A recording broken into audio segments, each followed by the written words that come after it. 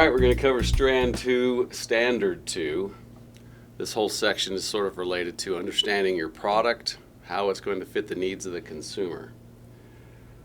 Number 1, the single, clear, compelling message that states why your product or service is different and worth buying is called the unique value proposition, UVP. There's other ways that you can describe this. That's the way they want me to describe this. What you are saying is, what is unique about your product?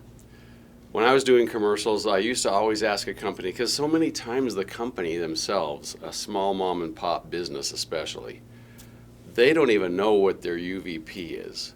They don't know what they want to sell. You walk in the door and you say, okay, I'm here to do a commercial. So when I was running the TV channel, I would do this. And they just kind of sit around and I go, so what would you like me to promote here? Well, I don't know. We've got this product or that product. I'd be amazed. Like, they have no idea how to market or advertise their own products.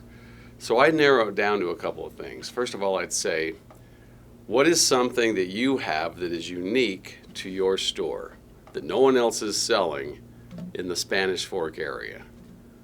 Well, let's see. That bracelet over there, that's handmade, you know.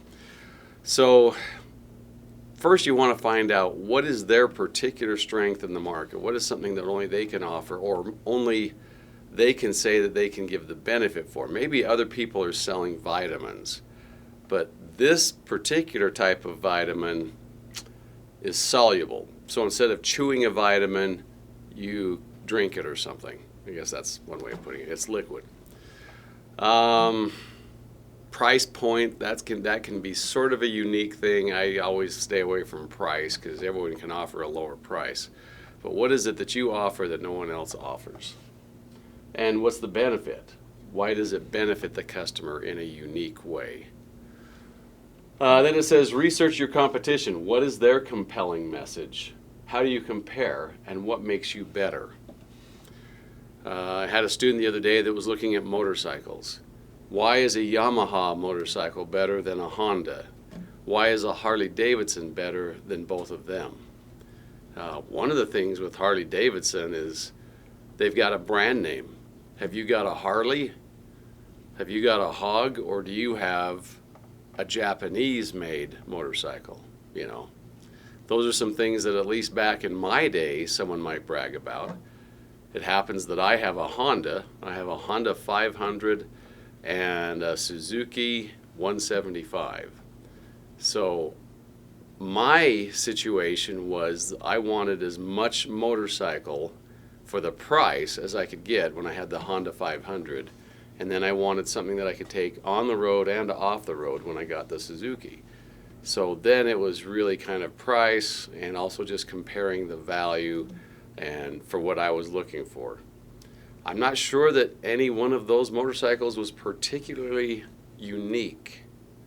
So I'm not a really good customer to talk about motorcycles. But what if you like something that has a particular look to it? What if you like the long extension on the front wheel that makes it look like a chopper? It's got the long forks. What if you like the kind of seat that it has? Then that's unique, you know, and maybe there's a lot better examples. When you get into art and you know, music and things, there are things that are very unique that no one else is doing. So you stand out. Your brand is different. If you were in music and you're researching the competition, you know, why does that singer seem to be so popular? Well, it's because she dresses so weird that it gets attention, maybe. It's not even her voice.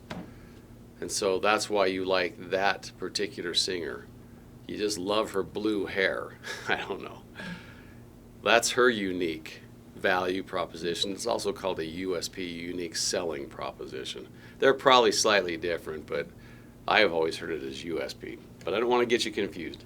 Unique value proposition is the way they want me to teach it. And now you're saying what makes you better. So number 2 is for you to come up with the top 2 unique features of your product or service. Why you are different, why you are better.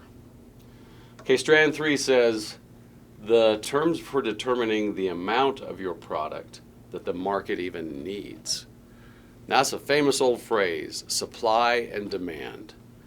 Right now, we're in the stages of the coronavirus. Again, I'm not wearing a mask because I don't have any students right here in the classroom. And I would say there's a supply and demand on various things. We could even talk about masks. Are there enough masks being made to cover everybody? Has someone got a better way of making masks? Are they more affordable? Are they more breathable? And is the demand such that they can make a lot of these masks and sell a lot of these masks? But at the beginning of the coronavirus, I thought it was really amusing, as everybody else did, that there was not enough supply of TP, of toilet paper.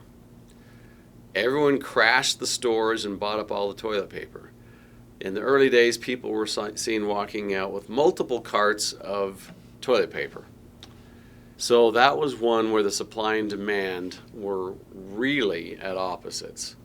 But sometimes you have just the opposite, which is that you have too much of something. There have been times when dairy farmers were not selling enough milk. There were more dairy farmers, more cows, and more milk than there was demand. And the Secretary of Agriculture for the United States would actually pay the dairy farmers to not produce as much milk. So in other words, let's say that I would produce typically 1,000 gallons of milk on my big dairy farm. 1,000 gallons of milk a day. Well, that's what I wanted to support my family, because let's say that came out to $5,000 a month.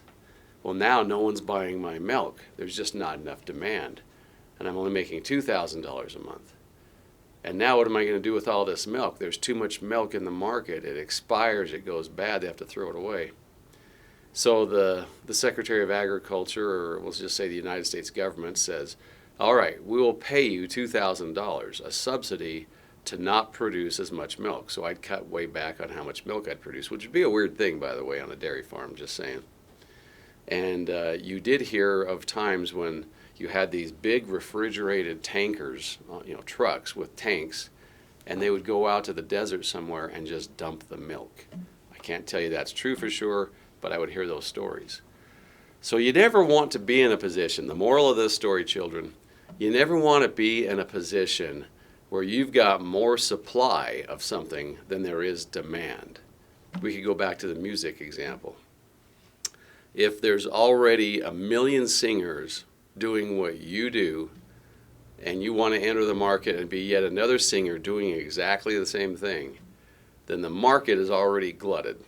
There's no demand for your type of singing and music. So do something different. Stand on your head when you sing. All right, this example talks about gasoline, probably in a similar way as we talked about milk. Economists use the term demand to refer to the amount of some good or service consumers are seeking to purchase. Demand is also based on ability to pay. If you can't pay for it, you have no effective demand. So I forgot about that. So if it was music again, and the price of the song was $3.99, which is pretty high for a song, but let's just say it is, and people don't have the money for whatever reason, we're in some kind of an economic downfall. If you're going to buy a song or toilet paper or milk and you only have $5, then you probably won't end up buying that song. You just don't have the money for it. There's no effective demand. Okay, we're talking about the price and quantity of demanded gasoline here, though. So here we're saying, I'll use this cute little flower pen. Here we're saying that the price per gallon of gasoline is $1. I remember those days. I'm old. And the quantity demanded in millions of gallons is 800 million. So the nation needs 800 million gallons of gasoline. Well, at $1, that's what it comes out to. At $1, people will buy gas like crazy. And so they buy 800 million gallons of gasoline. Now, once the price goes up to $2.20, which is a funny number. We should have had this at least 320 probably. Well, people can't afford that much gas. They're finding ways to combine their trips. They're carpooling. They're walking to work or walking to school. Gas is expensive. They're riding motorcycles instead of taking big expensive trucks or buying fewer trucks, actually, right? The expensive gas guzzling trucks, we'll say. What else would they be doing? They are finding other alternative ways like bicycles or skateboards, but they're not buying as much gas. So now they're down to 420 million.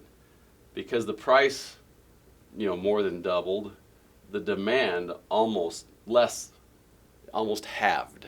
I'm trying to say doubled. You have double the demand here than you do here, or close to it, you math majors. So again, depending on how expensive something is, and by the way, gas is a really good example. You can absolutely chart how much demand there is for gas, how much people are willing to pay and can afford to pay based on the price of gas. And so when the gas prices go way up, when the oil prices from in the past, places like Saudi Arabia and Venezuela, when they go way up, there's not as much demand, and people around here in the United States, in the Gulf, in Texas, etc. When the price goes up on what they call OPEC, the oil producers of whatever that is, of other countries, then in the United States, they could start selling their gas and they could start really competing. So they would sell more of their gas and they'd make more money. So I knew some people that were in the oil business that would say they hoped the price of gas would go up or the price of oil from Saudi Arabia or Venezuela, because then they would be able to get back into the business and compete and make more money. Okay, here it says supply and pricing are affected by production costs. It's exactly what I was just saying, really. For some reason, they could mass produce the oil that would come to the refineries. They could do that at a lot better price from Saudi Arabia and Venezuela, or at least find the oil. I'm not exactly sure what it takes to get the oil up out of the ground and get it into a big barge or ship that would ship it. But for some reason, it was cheaper to do that than to do it, in these other countries, even overseas, than it was to do it domestically. So it says here, supply and pricing are affected by production costs. You have to think about where do you get something produced for the lowest price possible. And it's not always in the good old US of A. So many, many times in the past, if you have just a simple flour that needs to be manufactured somewhere, you could manufacture it in guess what country cheaper than in the United States. It says right there, made in China. It doesn't really, but that's where you would often do it. So a lot of people would say, okay, in fact, they would go into competition with this. They'd say, and we always use the term widget. I'll actually use this term here. I'll talk about this product here. A little recipe card plastic box. Okay, there's a company that's selling plastic boxes to Walmart for $1 a piece, and then Walmart marks them up another $1, and they're $2. But what if I went to China and had a knockoff made of this plastic box and told Walmart I will sell it to them for 50 cents? And maybe Walmart still marks it up close to, to the $2 price.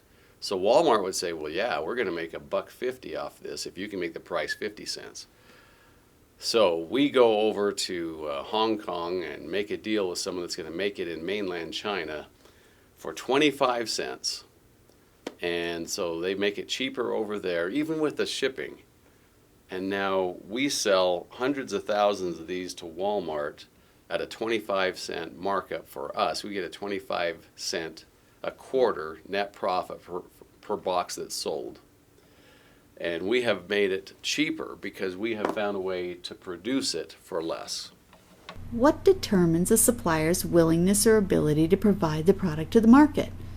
Price of the product, certainly, but more important is profitability, which is determined not only by product price, but also by cost of production, such as wages or cost of labor, rent or cost of capital, cost of raw materials or natural resources? What about other costs besides the resources? Taxes, paperwork, licensing? These are all costs. What about variables that affect your ability to produce? Worker strikes, natural disasters, shipping disruptions. Inability to get your resources results in an inability to produce, decreasing the amount provided to the market.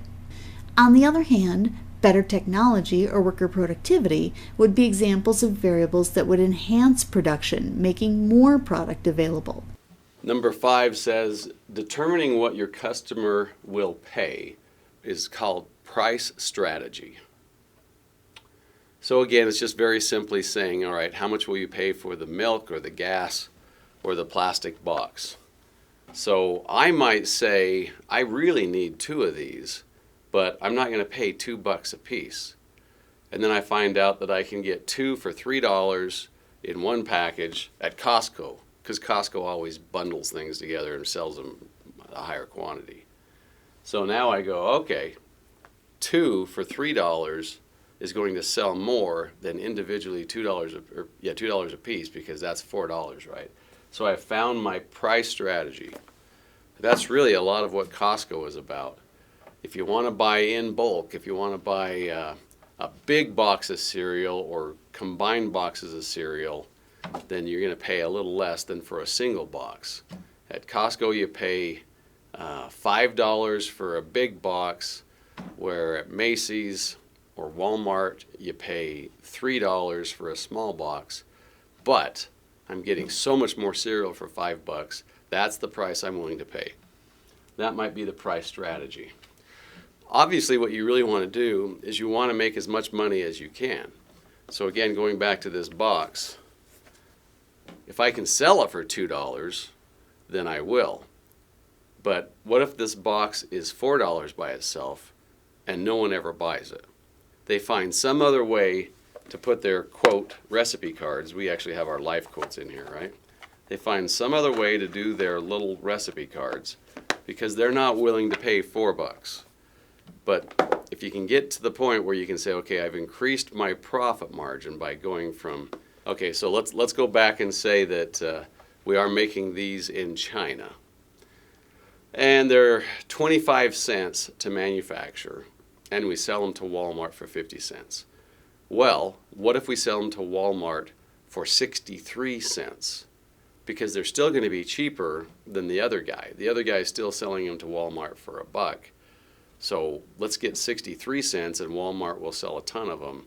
Then everyone's making some pretty good money. It says here, determine all the resources needed to create your product. How much does it cost to produce 1 unit of your product? So this is where you do your own math. How much does it cost to produce your product? And are you factoring in everything? We haven't talked about that very much. I'll just touch on it really lightly. So there's the actual cost of the materials. How do I get plastic? I've got to make a mold that will then, in this particular case, it'll mold the lid. It'll mold kind of this body part. And then they've got to be attached. So either the machine does that or workers you have to pay for do that. And then let's say you get it manufactured, but you still have to ship it. And then everybody involved in making that, from the owner through the accountant and of course the shipping company and everybody that's the supplier, everybody that's involved in a human way gets paid, right? And then maybe there's some other things involved, some tariffs or taxes or some other government regulation or whatever. There's costs. So you figure out all the costs that it takes to get your product ready to sell. And then you say up here, what price point is your customer willing to pay and what is your profit margin? All right, give that some thought.